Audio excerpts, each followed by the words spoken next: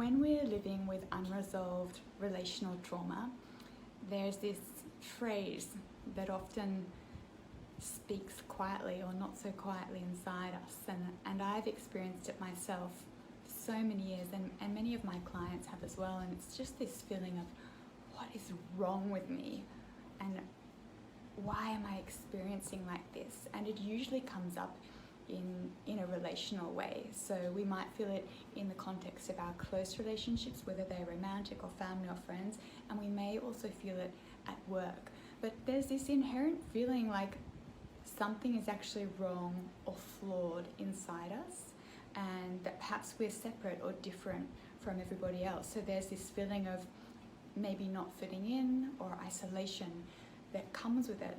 And it's a very secret voice. It's something that we hear again and again and again, and then we quiet it because we really wouldn't want people to know that something's wrong with us. And so we tend to suppress it and just snap on it and exist. But often it's there in the background, or it's popping up to say hello from time to time. And I find this is a really common theme among people that have unprocessed relational trauma. Now why is it? What does it come from? You know, when we have experienced relational trauma, and I'm talking about at the pretty severe ends of the spectrum, where there's been either experience of abuse, whether it's physical or emotional, or where there's been an experience of neglect, not having needs met, and not being attuned to. We as children inherently know something's not right, that we're not being treated the way that we want and need to.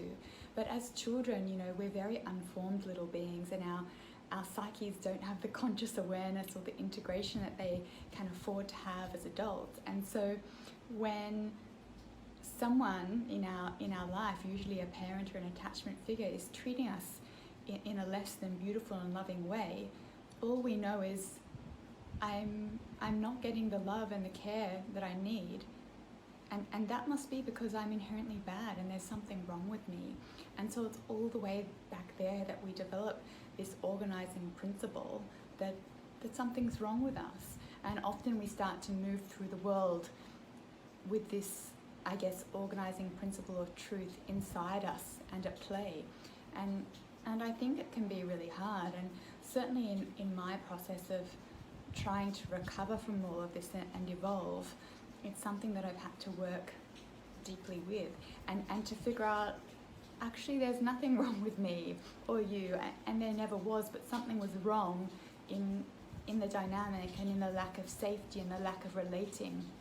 And there's been no teaching or modeling of how to respond in a beautiful, healthy, loving dynamic and set boundaries and all of these things. And I think that epiphany moment of, wow, there's actually nothing wrong with me, but I wasn't given the start to life and the relationships that I needed or deserved to develop. Gosh, I think it's such a freeing moment, and I've experienced it, and many of my clients have, where all of a sudden there is this huge release of shame, because that's what it is, isn't it? When we're walking around with this feeling, something's wrong with me, or I'm broken in a way, we feel shameful and we shut it up and we hide it away. And I think the moment we realize, hey, there's nothing wrong with us, like I can feel it in my body, there's this immediate relief. And so I just wanted to share about that today, because it's on my mind, and I hope it resonates with you. And I wonder if you have had that little voice inside of you, that feeling, what's wrong with me? If you can start to track back to those earlier times and see, well, was there a disruption in the love and care that I was shown, and were my needs met, and was I modeled how to live and interact and be in this world? And if the answer is no, or not to the extent that I probably would have needed, maybe that starts to answer that question that's been inside of what's wrong with me. Actually nothing. It's just that perhaps you weren't given the building blocks or the foundation you needed to feel connected and safe and know how to interact. But the beautiful thing is we can learn them and we can develop them. I think it is actually a lifelong process. I'd love to know your experience.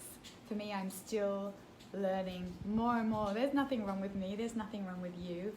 And I think it takes quite a long time to integrate that epiphany when we have lived so long believing that something is wrong.